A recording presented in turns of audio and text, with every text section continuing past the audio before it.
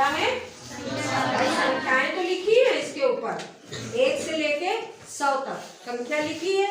अब इन संख्या कार्ड से हमें क्या करना है कि ये हमें दिया गया है उसके गुणनखंड और जो है मल्टीपल जो होता है, मतलब जैसे 4 और 3 12 के गुणनखंड है, फैक्टर है।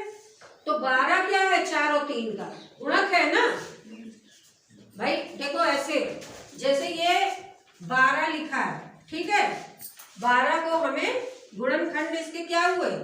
4 और 3। अभी हमने यही लिया खाली 4 और 3।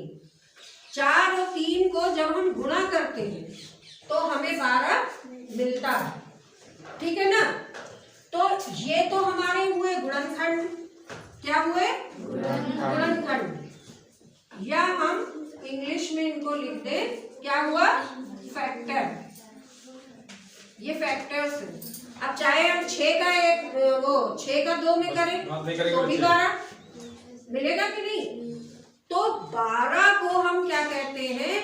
12 इनका और इनका मल्टीपल है, या हम हिंदी में कहें कि गुणक है।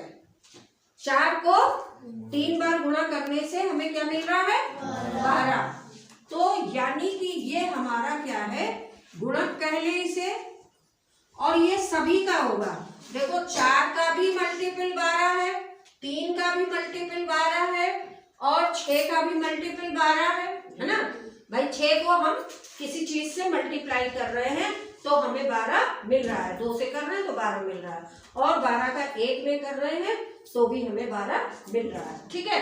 तो ये इनको हम गुणनखंड कहते हैं, और इसको गुणक मतलब मल्टीपल कहेंगे,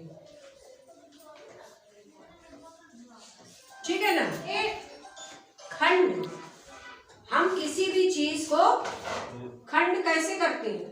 उसको डिवाइड करके, उसके भाग करके। जैसे अभी हमने कहा कि एक रोटी है, ठीक है, इसको 2 भागों में बांटना है, तो हमने सीधे क्या किया? बराबर बराबर बांटना है तो ये कर दिया, ठीक है। 4 भागों में बांटना है तो हमने ये कर दिया।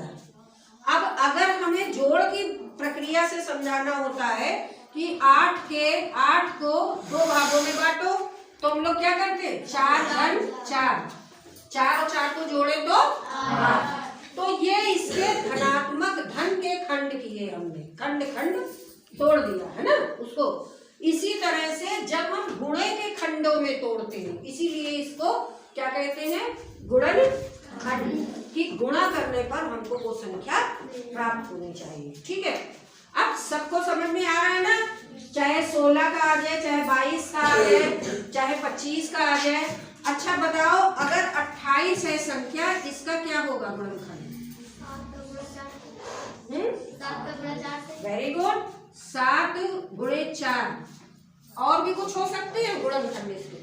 14 का गुणा 2। हाँ, वेरी गुड, 14 गुणे 2, और 28 कैसे मिल सकता है? 4 का गुणा 7 से। बात तो वही वो हो गया, वो 7 को 4 से करो या 4 को 7 से, बात तो एक ही है।